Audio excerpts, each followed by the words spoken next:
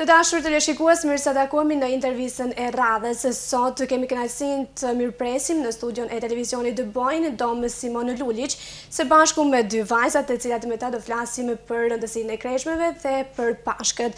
Domin do të na shpjegojë më thellë domethënien shpirtërore të kreshmeve si një kohë reflektimi, lutjeje dhe përgatitje për ringjalljen e Krishtit. Ndërkohë edhe me vajzat do ndajnë pra me neve një përvojë dhe mendimin e tyre, duke na treguar sa e rëndësishme është për ta që të mbajnë kreshmen në këtë periudhë të shenjtë. Atëherë, faleminderit që keni ndarë kohën dhe jeni këtu sot me neve. Faleminderit për ftesën. Dua të filloj me Domin si fillim të na tregosh pak më shumë se si lindi tradita e kreshmeve. A është vendosur nga Jezusi apo apostujt apo është zhvilluar më vonë nga kisha?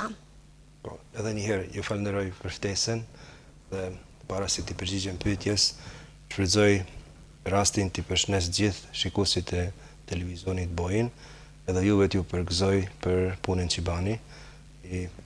Kujtojmë gjithmonë shikuesit ton edhe në diasporë, uroj të gjithëve për shumë vjet këto ditë bekume në animoshin të tanëve. Sa i përket kohës kreshmeve, jo nuk është e themeluar për Jezu Krishtit, nuk është e themeluar për apostujve, por me një herë në kishën fillestare, ashtu quhet vitet e parë, dekadat e para të kishës diku deri në shekullin e tretë, ato 2-3 shekuj, ka filluar tradita një farë pendeset në kujtim të mundimeve dhe vdekjes së Krishtit. Koha e kreshmeve si kohë e tillë u përcaktuan praktikisht në vitin 325 gjatë koncilit të Niqes, por nuk u përcaktua si një kohë pendese të mirëfillt.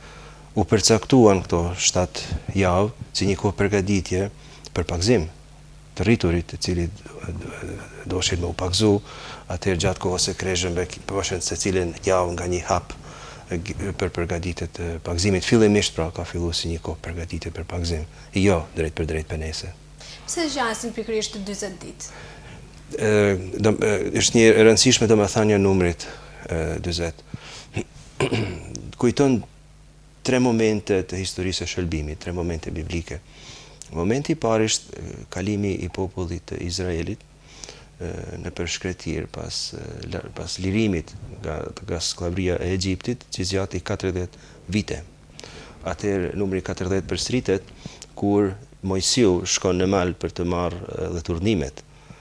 Edhe 40 ditë atëherë, 40 ditë si të Mojsiut, si të Jezusit, të agjerimit në shkretin, kur pas këtyre 40 ditëve të ndoi djalli. Pra numri 40 është një numër i lidhur ngushtë me vetmin, me shkretinën, me një kontakt vazhdueshëm me Zotin, si te rasti i Mojsiut, si te rasti i popullit, të cilin Zoti e udhëhoqi gjatë udhëtimit 40 vjeçar në shkretin, si te Jezusit, i cili nuk shkoi në shkretin thjesht për të qëndruar në shkretin, por për të qëndruar me Zotin. Pra numri 40, sikurse e tregojnë këto 40 ditë të kreshmeve, tregon një intimitet me Zotin, një qëndrim me Zotin në mënyrë një fije më intensive.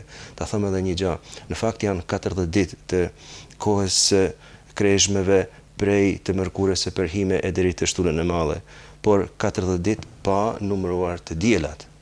Dita e diele nuk është asnjëherë ditë kreshmesh. Dita e diele është ditë kur festohet ringjallja e Jezusit, çdo e diele gjatë kalendarit. Por janë këto 40 ditë nëse numërohen, secili teleshikues mund t'i numërojnë prej të mërkurës së përhime deri të shtunën e madhe janë 40. Edhe pse një çështje tjetër është se nuk janë të gjitha ditë vetvetiu pendese, sepse gjatë këtyre ditëve kemi disa festa, për shembull festa Shën Jozefit, është gjithmonë në kohë të kreshmeve, ditë nuk është ditë pendese, është ditë feste, ose shumë herë lajmërimi i Jezusit, Zoja Anunciat që quhet 25 mars, ndonjë festë tjetër që kemi, pra nuk janë fiks 40, por numri 40 është më tepër simbolik.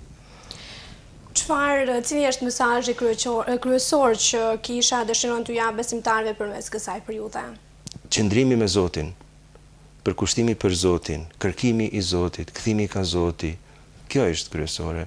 Në një botë ku shumë gjana tërhekin për çështje tjera dhe të habisin në raportin me Zotin. Koha e kreshmeve është një kohë kur theksohet nevoja për kthimin ka Zoti, nevoja për pastrimin e mendimeve të zemrës. Kjo është ideja. Ideja është që njeriu të fokusohet tek Zoti. Dhe tani do të ndalim pak edhe tek vajza, do të pyesë si fillim Aleksandrën. Tash sa vite ke që mban kreshme? Unë i pa i kreshme tash 6 vit, duke filluar nga viti 2019, kur e mora sakramentin e krizmimit. Po ti? Unë filloja të mbaj kreshme që është në moshën 12-13 vjeçe. Po, dhe si keni filluar të mbani, ishte diçka personale, apo duke parë që edhe prindrit tuaj ndoshta i mbajnë dhe kjo ishte pak a shumë fillimi juaj që keni filluar të mbani kreshmet? Për mua ishte një iniciativë personale dhe erdhi nga një dëshirë. Gjithashtu, edhe për mua ishte iniciativë personale, se pari tu mi pa normalisht prindërit dhe njerëzit rreth meje, por ishte se pari iniciativë ime. Çfarë do të thotë për ju të dyjat personalisht të mbani kreshme? Po, për mua të mbaj kreshme do të thotë një kohë kur unë e kthehem ka Zoti, do më thonë kur kohën time shpenzoj në lutje, duke lexuar Biblën, do më thonë duke u kthyer Zotit. Është gjithashtu edhe një mundësi për pendesën e mëkateve të mia, për veprat e mia, për të gjitha ato gjëra dhe veprat e bukura, thjesht duke të komunikuar me njerëz, gjërat e ngjashme. Të bësh veprat e bukura dhe të mira. Po? Për mua personalisht mbajtja e kreshmeve do me thonë një kohë reflektimi të thellë shpirtëror, një kohë agjerimi, një kohë pendese dhe lutje. Është koha kur unë përpiqem të iki nga zhurmat e përditshme dhe të kthehem ka Zoti sa më shumë, të lutem gjithashtu. Dhe tani do të ndalim pak përsëri tek ju dom. Si është përjetuar kreshma nga të krishterët e parë në krahasim në mënyrën se si e përjetojmë sot? Sikurse të gjitha traditat kishtare me kalimin e viteve të shekujve ndryshojnë. Fillimisht, sikurse thash edhe përpara, koha e kreshmeve ishte një kohë mendimit e reflektimit, por sidomos ishte një kohë njohjet me krishtërimin, njohjet me Jezu Krishtin, një kohë përgatitje thjesht për pagzim. Atëherë ishte një kohë kur njerëzit mblidheshin dhe u shtronin kohë për këtë aspekt. Me kalimin e kohës kur pagzimi filloi t'u jepet edhe fëmijëve, atëherë koha e kreshmeve ndryshoi një fije edhe domethënien e vet dhe u bë një kohë thjesht pendese. Me kalimin e shekujve u bën 3 pjesë, 3 elemente kryesor që karakterizojnë kreshën. Lutje, ne kur flasim për lutje nuk themi se lutemi vetëm për kreshën, lutemi gjithmonë, por kohën e kreshëve një fije ja përkushtojmë lutjes pak më shumë. Atëherë veprave të mira, bamirësisë në përgjithësi, ne gjithmonë bëjmë mirë kur kemi mundësi, sikurse veprat mira të përditshme të rëndomta, sikurse ndihmojmë njerëzit që kanë nevojë, por kohën e kreshëve një fije më shumë se zakonisht. Edhe çështja e agjerimit, që konsiston me hangër një fije më pak ose në mënyrë pak më të veçantë ose një pak më të varfër, qëllimisht me qëllim që disi mundohemi ta imitojmë Jezu Krishtin, i cili gjithashtu ka agjeruar, ka vujt për ne kështu. Po, ju pak më përpara e përmendet edhe pjesën e Jezusit që udhëtimit të tij në shkretet e tjerë, duhet të pyesë se si lidhet kreshti pikërisht me këtë udhëtim.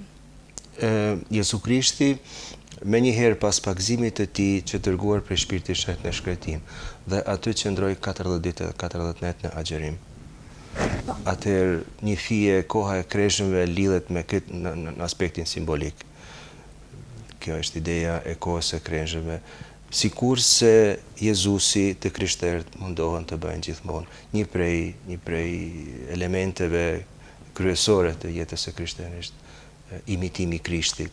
Atëherë kjo bëhet një fije edhe në këtë kohë të kreshmeve. Dhe tani t'ju pyes pak sa për ju është është më vështirë të agjeroni sa i përket me trup apo me shpirt. Pra nëse marrim me trupin në konceptin e trupit është ushqimi dhe këto, ndërsa me shpirt është t'i largoni veset e këqija dhe të banin një lloj agjerimit të tillë? Si pas menimit sem, vetë mendoj se është shumë më vështirë të agjerojmë shpirtërisht se sa me trup. Do me thënë, agjerimi fizikisht është edhe ai kërkon një lloj përpjekje. Por unë mendoj se është ajo i gjatë e cila trupi mësohet me kalimin e kohës. Kurse sa i përket agjerimit shpirtëror, do me thënë na e dim se na lidhena me Zotin përmes shpirtit dhe zemrës. Dhe unë mendoj se ato vlerat shpirtërore janë shumë më të rëndësishme se sa vlerat fizikisht, vlerat trupit. Kështu që mendoj ky agjerimi shpirtëror prej ne lyp një fokusim të vazhdueshëm. Do me thënë, ne duhet të hjekëm dorë, të i kontrollojmë mendet tonë, të i kontrollojmë emocionet tona dhe fjalët tona.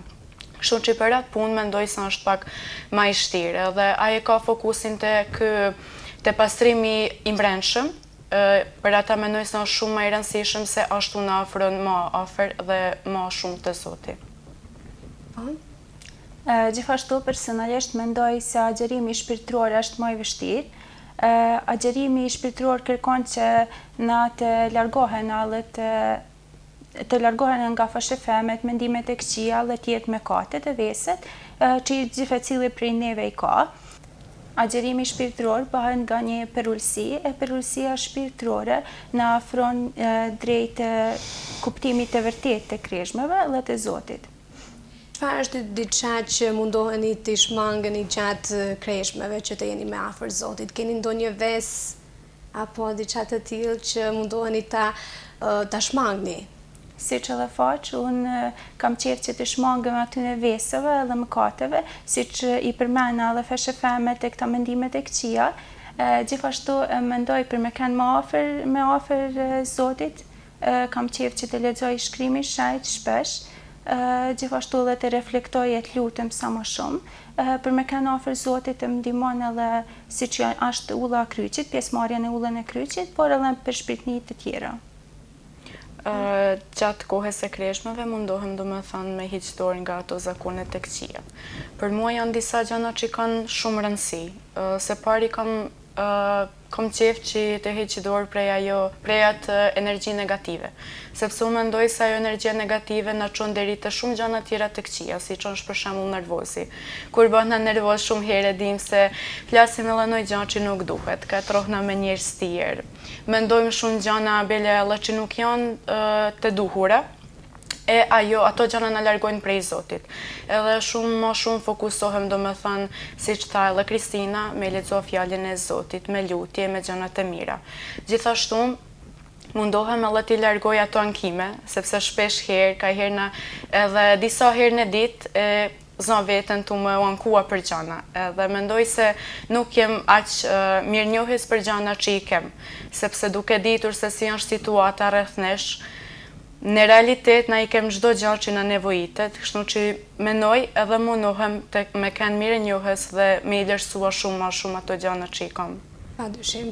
Dhe do të ndalim pak edhe për sa i përket trashëgimisë që ka lënë kjo periudhë, që të jemi pra më afër Zotit përgjatë këtyre shekujve që kemi si trashëgimi.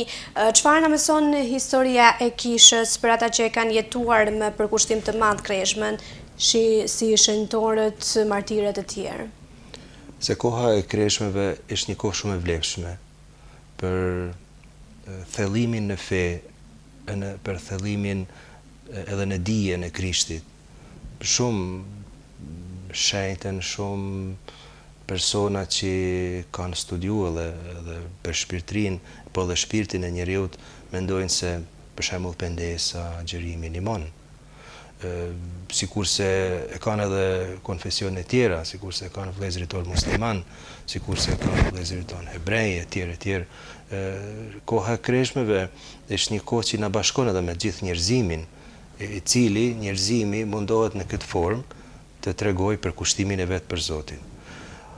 Do ta them edhe një gjë tjetër, e këtë dëshmojnë të gjithë krejt tradita kishës, se ne kemi nevojë për agjerim. Ne kemi nevojë për pendes. Zoti nuk ka nevojë për pendesat tona, për agjerimet tona. Kur ne bëjmë pendes, ne ndër tjera krahas me ballafaqimin me Zotin, ballafaqohemi edhe me vetveten, edhe zbulojmë dobësitë tona, kufizimet tona, zbulojmë sidomos nevojen që kena për Zotin. Edhe kur e zbulojmë, atëherë e përzgjedhim Zotin dhe vendosim për te, t'i bashkohemi, të besojmë në te një fije në mënyrë me të vetëdijshme edhe me vendosmëri. Është kreshmja një formë përgatitje për sakrificën e kryqit dhe për të kuptuar më mirë Pashkën? Janë dy momente në kalendarin liturgjik që na përgatisin për Krishtin. Koha e ardhjes para kshnellave edhe koha e kreshmeve para Pashkëve. Janë të para pikërisht për atë, që të përgatitemi sa më mirë nga ana shpirtërore të festojmë Pashkë. Na me shtartë gjithmonë e thomi, një fije edhe ja u mërzisim njerëzve kur e përsërisim për çdo vit. Nuk është aq e rëndësishme të përgatisim shtëpiat e tryezat në këtë periudhë. Është më shumë e rëndësishme që të përgatisim vetveten në takimin me Zotin. Cilat janë traditat më të lashta që ruhen edhe sot në lidhje me kreshmen dhe çfarë kuptimi kanë ato? Tradita më e lashtë është elementi i agjerimit. Kjo është elementi kryesor, krahas me, sikur se thash, lutjen dhe veprat e bamirësisë. Agjerimin e kemi në një farë mënyrë edhe gjatë vitit, sidomos ditën e premte, kur sipas traditës shumë të vjetër, të krishterët nuk hanë mish. Është një mënyrë pendese për të kujtuar ditën e premte si ditë kur në të premte Jezu Krishti kja kryqëzu, të premten e madhe. Atëherë ka edhe tradita tjera, por kjo është tradita kryesore, tradita e agjerimit. Si ka ndikuar kreshmja në formimin shpirtëror dhe moral të besimtarëve ndër shekuj? Një fije besoj jam përgjigjës kësaj pyetje. Sa më shumë që njeriu zbulon të vërtetën e vet, aq më shumë bëhet i vendosur për ta ndjekur Krishtin, sepse shes se ka nevojë për të. Shes se pa Krishtin nuk mund të vazhdoj jetën e vet, jo vetëm fetare, por për të krishterët as jetën e vet njerëzore. A mund të jetë me denjë për Zotin të falësh dikë që të ka lënduar se sa të privohesh nga ushqimi dhe të mbash thatë, le ta themi? Patjetër. Unë gjithmonë e tham edhe sidomos kur rri me tri. Zoti nuk është një shef kuzhine. Në kuptimin, ai nuk rrinë shikon se çka ham ose çka nuk ham. Ai nuk ka nevojë për agjerimet tona. Na kena nevojë që të agjerojmë e të bëjmë pënesë, që të zbulojmë vetveten e që të zbulojmë Zotin. Këtë kuptim, sa më shumë që ne e zbulojmë vetveten, e bëhemi njerëz të mirë, evitojmë të këqijat që na rrethojnë, sidomos këqijat sikur se kanë thënë edhe Aleksandra dhe Kristina, që vijnë nga mendja, nga zemra, nga veset e kështu me radhë, aq më tepër do të jemi të tërhekur nga e mira dhe do të mundohemi të bëjmë të mirën. Pyetja e juaj është lidhe me faljen. Falja është një nga gjërat më të vështira që njeriu bën. Nuk është e lehtë të falesh, por një njeri i vendosur, i pjekur, i mirë, arrin të falë. Dhe patjetër se falja ka më shumë vlerë se sa agjerimi. Gjithçka ka më shumë vlerë, gjithçka që është e mirë ka më shumë vlerë se agjerimi. E mira që bëjmë është një fije produkt, fryt i agjerimit tonë. Dhe për fund dua të dëgjoj edhe një mesazh nga vajzat për bashkëpushtarët e tyre që agjerojnë edhe ata dhe çfarë mesazhi do t'i jepni? Të doja që të u jap një mesazh që në këtë kohë të sjellin paqe, të sjellin dashuri mes njëri tjetrit, se siç tha edhe pardonësimu, koha e kreshmeve është një kohë që e bën bashkë njerëzimin, që i afron njerëzimin dhe u mendoj se sot kemi shumë nevojë për atë bashkësi. Në më thamë, kjo është një kohë edhe për pëndes, edhe për thjesht për me i dhurua dikuj në gjë të bukur. Dhe mendoj se duhet të rrim afër njëri tjetrit, të rrim afër Zotit së parit, sepse agjerimi na afron edhe të vetë Zoti, edhe gjërat e ngjashme. Të përpiqen të rrinë afër Zotit, të luten sa më shumë atij, por gjithashtu edhe të ndihmojnë edhe të dojnë njëri tjetrin. Dhe unë ju falenderoj shumë që ishit me neve dhe ndatë disa biseda shumë frymëzuese dhe pak më rëndësishme që është edhe për pjesa e kreshmeve çfarë do të thotë dhe si është ndërtidhur ajo edhe me pjesën e Zotit dhe periudhës së agjerimit. Faleminderit. Faleminderit juve. Atëherë të dashur të shikues, kështu kemi arritur deri në fund të kësaj interviste. Unë ju falenderoj për vëmendjen tuaj dhe gjithashtu dua t'ju uroj edhe Pashkët, meqense dhe jemi afër tyre dhe kështu e përmbyllim edhe këtë intervistë dhe shihemi në intervistat e radhës.